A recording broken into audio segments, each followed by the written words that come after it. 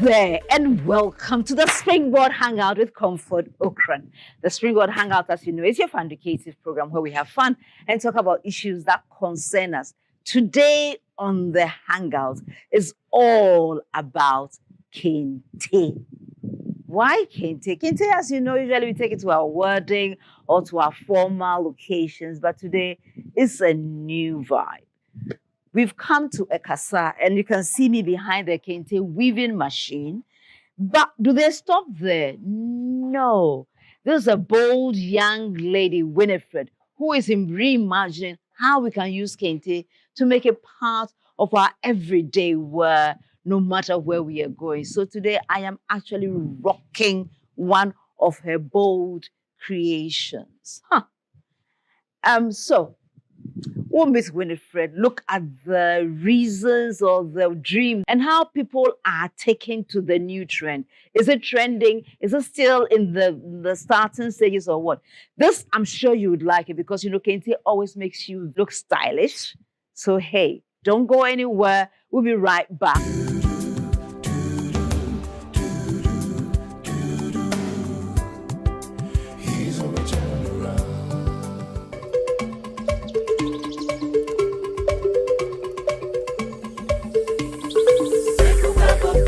Welcome back to the Springboard Hangout with Comfort Okran. Today we are in the premises of Ekasa. Ekasa is an upcoming and extremely vibrant brand driven by a young lady who has dreams of transforming the pathway for Kente. And so we are privileged to be with the lovely Winifred Jenny. Winifred, tell me something. Why Ekasa? Why not Ekasa? I don't know. I didn't dream about Ekasa. So why did you decide to do Ekasa? I have a really good friend that always says Enkasa. And I was like, oh, Enkasa. Okay, but why Enkasa? The pieces I'm creating, I wanted to speak. So I was like, if we name it Enkasa, Enkasa. And he was like, why don't we name it Ekasa?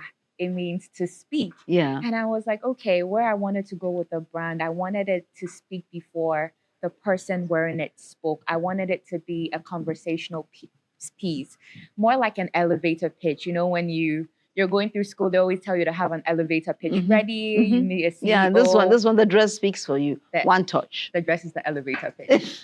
So that's where the name Ekasa came. So what is the vision behind Ekasa? It's big.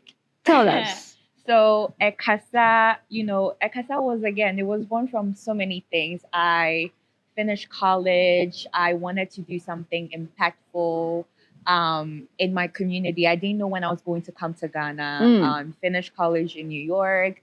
You know, everybody has the dream of working in the UN. Corporate or some Wall Street different. Or something beautiful. Yeah. I wanted to work in the UN and just be with grassroots organizations. But again, the Lord, was like, no, your calling is in Ghana. And I didn't know what it was in specifically. So it was I did a case study on Kayayu women. Okay. And just how burdensome the Kayayu culture is to them. So during the COVID time, I conducted a research where we interviewed 200 women. Okay. And we identify all these issues. And then we trace that they're coming from the north for greener pastures in the south. Yeah, so it's a migration issue. It's a migration. In a sense, there's a bit of displacement. Exactly. Yeah. And more importantly, it's a job. It's a job issue. It's women trying to find financial freedom, independency, and just that liberation of what we in the South Accra enjoy. So I was like, okay, if that's the case, how do I help the women in the North not go through the Kayayu culture to come? it's very burdensome again. So I took a trip to the north and I realized that we have weaving. Mm-hmm. Women actually wove kente in the Mm-hmm. north. Yeah. So after speaking to them about financial literacy, I realized that they didn't know, they didn't have that.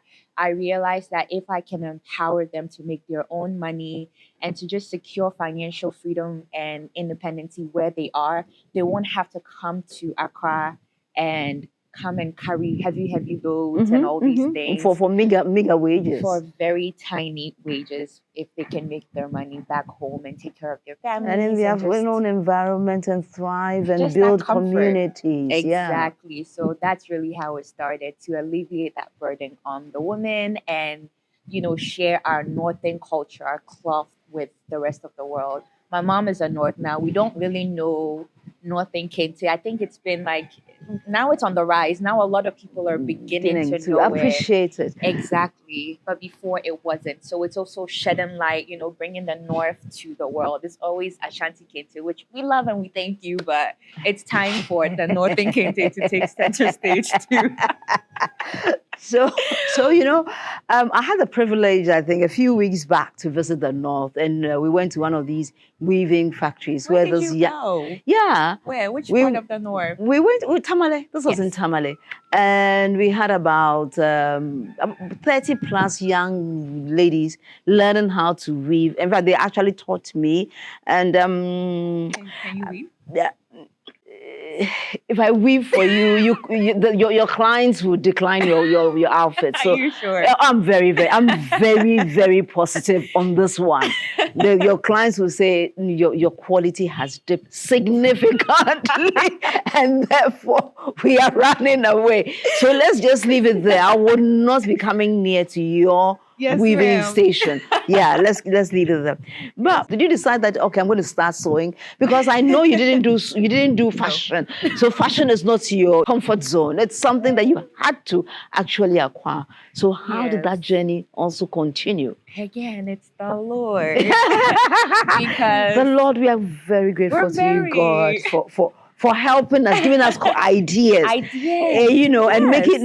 giving those ideas, changing stuff in different spaces. So yes, what did the idea do for you?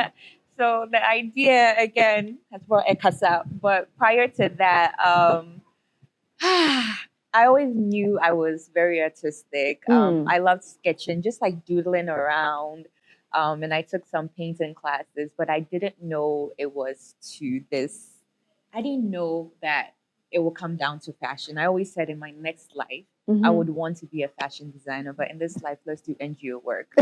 And you know how the Lord works, NGO and fashion, he's been able to merge it together beautifully. Because it started with sketching, and I started Ekasa by making winter jackets. I was living in New York again back then, and whenever it's winter or in the fall, everybody's in black. It's very, very boring. And very depressing. And you're going somewhere, you really want this wonderful outfit, and you have to hide it with black. With black, and it wasn't cute. And all these big brands, you're not being creative. And my friends will say, you're very loud in school. I wasn't loud, just like shouting, but I was loud. You were Ekasa with your clothes. Right? I just didn't know it then. But but I was loud with the outfits, and I would wear heels to class, and everybody's in like slippers and trying to figure out their life. Or Converse shoes. Oh no, I wasn't doing that. No. It was heels. Oh, it has to be. So that was it. So I wanted like a jacket that when I walk, everybody knows Winnie has arrived. Not in a bad way, but like I stood out. So I made one winter jacket and I shared it with a friend, and I made one for her as well. And then that was it. Everybody wanted it. It was word of mouth. And in the first 3 months, we made $9,000 and I was selling the coats at $150. Go girl. And this was we didn't have an Instagram account. We didn't have anything. I just took a video, shared it with my friends, and they shared it with their family members. I had a friend that 10 members of her family ordered jackets, winter jackets. Aww. So Ekasa for me has always, it's the Lord's gift to me. Again, learning the kente. As a college graduate, if someone offers you a job as operations at a weaving facility in their house, then my first knee-jerk reaction would be, no, I have an international degree. I'm not going to do that. I'm not doing this in Ghana. The pay was 2,000 CDs when I was getting more pay every 2 weeks. But it's understanding where you're going and just that humility as well. In that moment, I And didn't that have it. humility. Oh, Because if you don't have that humility to know that there's a need for you to learn, to understand, so that you'll be able to thrive in that space, you just say, that's it. I'm too good for this. but in that moment, I did not. One day, I was like, no, I'm not doing this. Like, do you know my degree?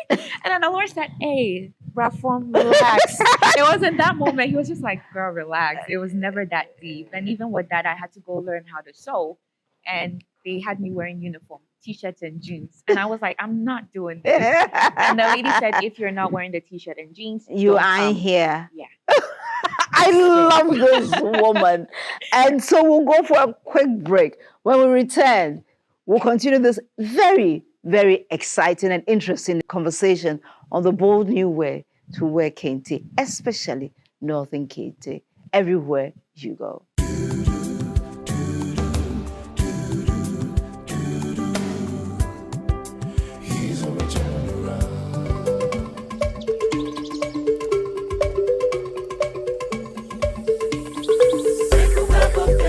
Welcome back from the break, and I'm sure you're enjoying this really, really interesting conversation. But the rain also has other ideas, and you know what? I ain't gonna leave here until we've got everything that she's doing here at Ekasa. So we're going inside to change the scene and continue with them. We'll be right back again.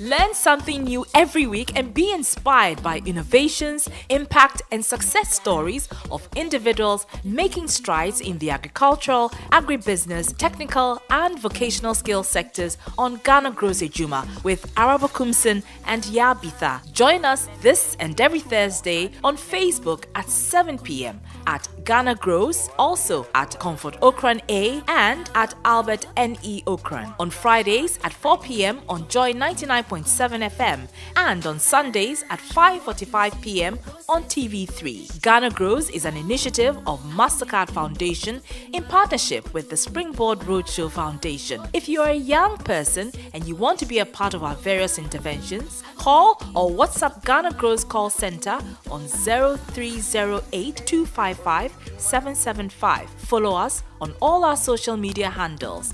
Ghana Grows Ejuma. Hope Day.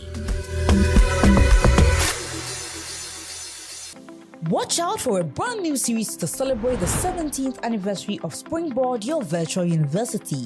It's dubbed Thinkathon, the power of ideas. This series aims to bring together modern Ghanaian thinkers from business, education, the clergy, and governance to discuss vital issues to promote intellectual leadership and suggest solutions to Ghana's development. With host Reverend Albert Okran. On 24th August, Assistant Professor of Architecture at the University of Michigan, Dr. Kukwa Manfo shares her innovative work which is redefining African architecture, sustainable designs, and thoughts on preserving Africa's history. We delve into the world of popular culture and social change with Professor of African and Gender Studies Akosia Atumako Ampofo on Sunday, 31st August. Subsequently, we begin September exploring the power of ideas in faith and society with the presiding bishop of the Methodist Church, Most Reverend Professor Johnson Kwapna Asamoah Jedu. In this episode, we will consider what happens when vision surpasses sight. We will also explore the extraordinary story of overcoming adversity with Ephraim Aye Oraka Tete, a visually impaired scholar from Pram Pram who made history as the first student in 10 years to graduate from the University of Ghana with a perfect 4.0 GPA. On Nkrumah's birthday, 21st September, we reimagined Ghana's democracy and development with Yao Nsakon, a former corporate titan who turned fierce critique of broken systems, including what he calls the Santa Claus democracy. We wrap up the series with Ghanaian thinker and social innovator Bright Simmons on September 28th. Don't miss any of these episodes on Springboard Your Virtual University on Sundays at 7 p.m. on Joy 99.7 FM and Springboard channel on YouTube. On Joy News, it's at 9 p.m. It is Thinkathon, the power of ideas.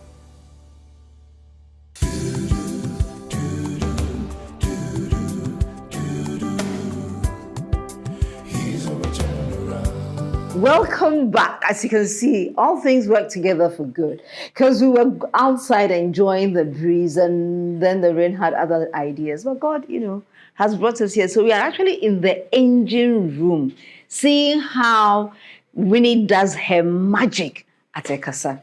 So we took off from where Winnie shared the idea about trying to, understand and make Kente, especially Northern Kente, part of our everyday conversations.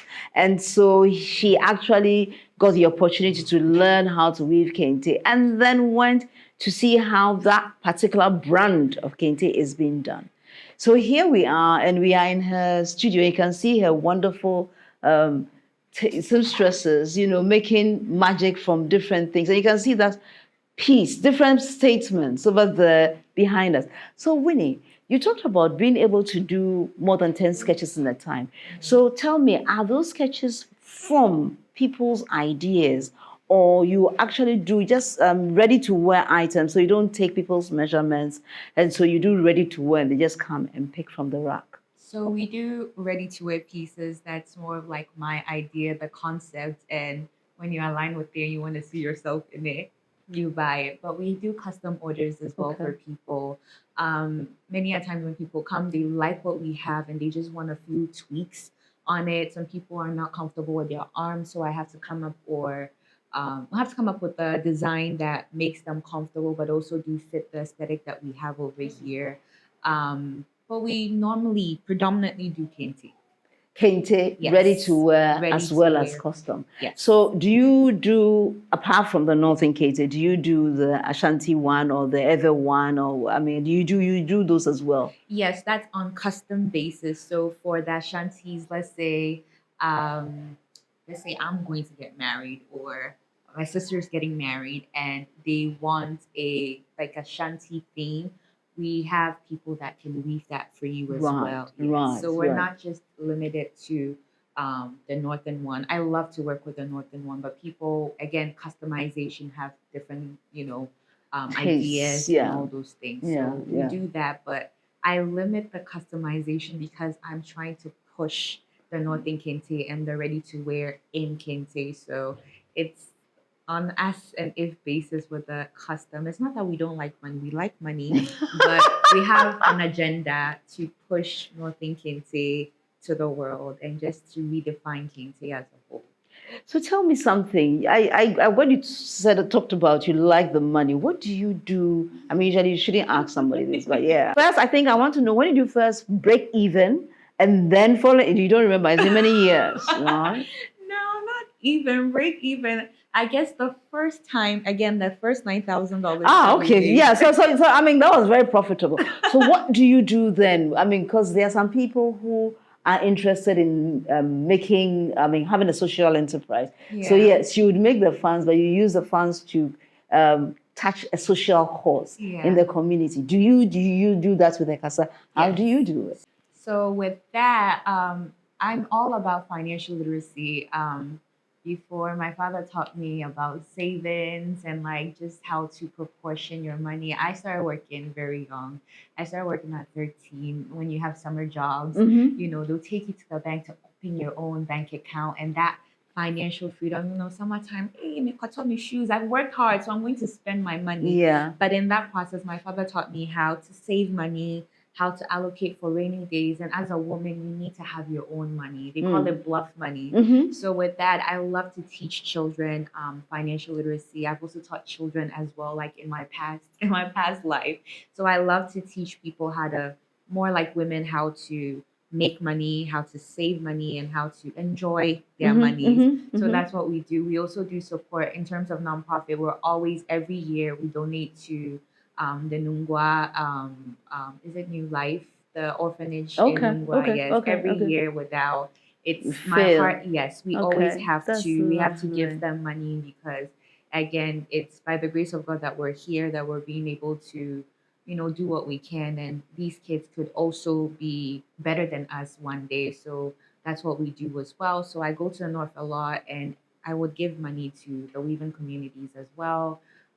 Sometimes for the children, mothers work with their kids, and it's tiresome. A lot of them. That. Yeah. We have one of my favorite people that work here. She has a kid, and I'm happy that she's able to bring her kid to work, and the baby is comfortable, and like she's, comfortable to bring her kid. So when we go back home, again, the North is home for me, and I'm able to see the mothers having their kids and work. It's nice to empower them because we see them, we value them, and we will support them.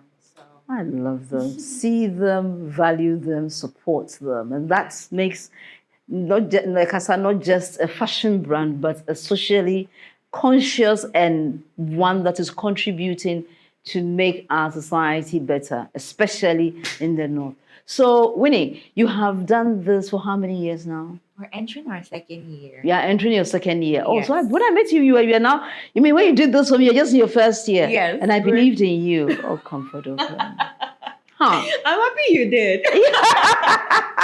I'm happy. We need people like you to keep that vision going. Yes. Yeah. So you've done it for 2 years and full time. Full time for 2 years. Yes. And what has been the most ridiculous thing that has happened that kind of challenged your concept of saying that this is what I want to do? Just one. Okay, whatever.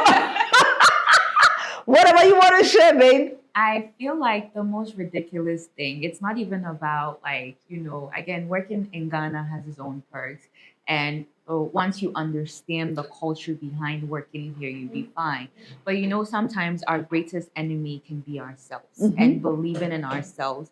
Because when I started the Kente Ready to Wear Ekasa, I didn't really see it being done. And with all the mistakes, sometimes it takes a toll on you because when you're doing something that is not really in the norm, you're all in your head. And because, again, I have these amazing women here, I can't do this without them, from the weaving to the sewing to everything. It still boils down to me wearing a lot of hats. So I guess the craziest thing is not even the clients. Clients, they're just the tip of the iceberg. But the craziest thing is lacking that belief in myself. Okay. It's weightier than a client giving you wahala because whatever happens, you will figure it out. Yeah. But if you don't have that confidence and you don't have that motivation to wake up and to pursue, is worse than anything in the world. And for me, beginning the company, sometimes I wake up and I don't feel like I want to run Ekasa because, again, Kente is hard. Everybody is sewing something different. Only you want to do Kente Ready to Wear. Only you want to bring different ideas in Kente. And why? Again, I don't understand. No. I mean, so is questioning yourself. Yeah. I mean, the fact that are you qualified? No, not just qualified. Are you normal? Are you okay? I mean, why wouldn't you go for the regular? Yes. And then you choose the more difficult path. Yes, that's the craziest thing, and it keeps happening. But I know with time, maybe when I, become an expertise or an expert in this, would I ever be? But maybe. What I have found in life is that you always learning. Yes. I mean, so yes, you become an expert, but an expert, then one day then you're like, oh, I didn't know that. Yeah. So you are always learning, Yes. always learning. So That's Mm. been it. It's not the work culture. It's not the wahala. It's not the dispatch riders yelling at you on the phone. It's not the client. Ma'am, delivery. Whoa, hey, maybe alteration. Give me back my refund. It's not that one. It's after dealing with all that, it comes back in To the person. to the person. And the and it's person all believing in the in the dream. dream. So that's the craziest thing. It's keeping, to heart that this is the dream and I have to follow through with it. That's the craziest thing. Oh. So entrepreneurship is not that easy. It's beautiful, but you need to understand and believe in your vision and work at it every single day. So let's take a deep breath. When we return, we will be going to see the process of making a kasa. Don't go anywhere. We'll be right back.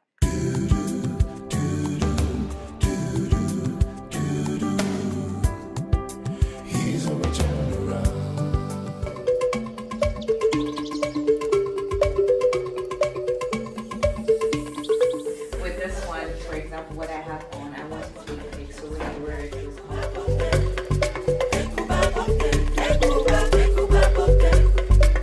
Welcome back. I hope you enjoyed seeing the whole process of cutting and so on and so forth. Then you can see that she's really a boss lady. Winnie. Winnie. I'm learning from you. Yeah. So when you do all that, how do people learn about what you are doing and how do you attract your customers? Because with marketing you have a product price, and how do you promote your piece? Social media. Okay. Yes. So one thing that we should be very grateful for now is the evolution of social media. Okay. Because if we had to do the door to door and word of mouth, girl, we will be. It would take a while. But Instagram has been one of our biggest blessings in terms of social media and pioneering the business. It's really taken us to places where I don't think I have dreamt of being, or maybe I haven't thought that far. I'm just thinking in the confines of like, let's get the dress ready. But social media has really opened doors for us. It's telling that Kente story that we wanted to tell, telling that by women for women. I mean, not for women, by women for the world. In this, there's this proverb that said, when you take a woman to school, you have educated when you educate a woman, the whole nation. Yeah. So a woman, Empowerment. empowered company is serving, I guess, the whole world. And social media is helping us tell our story. It's Lovely. really given that insight that, women can do much more than we think they can do. I mean, right now we can, everybody knows we can, but, one thing that I pride ourselves of, being able to share on social media is how much women are dominating the spaces, because a lot of the women, even in Ghana, they think men are the ones who do it. Exactly. But in this case, especially in the Northern Kente, it is women who do it predominantly. Yes. Yeah. So today, as we wrap up today's conversation, what 3 ideas do you have to share with any young person listening to us today about how this Ekasa journey has been, and how they also can, decide or choose their path? Okay. I'll first start with God, because for me, it's God. Ekasa was built on the Lord's direction, telling me to move to Ghana and all these things. And because I obeyed and listened, he kind of orchestrated my path. So with everything, I know, like, as young people, when our parents are always like, trust God, they're not really, like, they're not joking. They really mean what they say. And I haven't reached anywhere. I'm a baby. I don't even know what tomorrow holds, but I do know that once there's God in it, tomorrow will be a good day. And it's very evident that if you do trust God, your business, your ideas, everything will flourish, because He will put in structures in place for you if it is only of God. Secondly, don't wait. If you have that vision, don't wait. I know Starting a business could be financially like intensive and you don't know what tomorrow holds. But again, it goes back to point number one. If he's giving you the vision, he will provide for you. So start. Don't start big. You can start small. If you have the funds to start big, don't do it. Just do it small so that you understand before you go large. But start. And don't be scared to put yourself out there. Don't be scared to look silly. Don't be scared to look stupid. When I first started at Casa, because I really hadn't seen people do it, I thought I was doing too much. I thought I was being ridiculous because this idea is bigger than what I know. So if I had, dwelled in that, oh, this is such a stupid idea, or it's very hard, or I can't do it, I wouldn't have ever started. So if it's stupid, do it. If you're scared, do it. Just do it regardless. What do you have to lose? What do you really have to lose? Absolutely nothing. If you're staying home at your parents' place, this is the best time to do it. At least you have a roof over your head. I know, right? And you have food, so do it. There's nothing to lose. Trust me, if you're shy, just do it. I love that. Trust God. I mean, be brave, start it. And most importantly, just do it. Don't be scared. If you're stupid, yeah, so you do it. Just do it. Today we've had a fantastic conversation with Winnie here at Ekasa. And I want you to know that no matter where you are in your life, if you listen to those ideas that drop in your mind and you think you have the, maybe either the wherewithal or the training to go into it, don't be scared. Try it.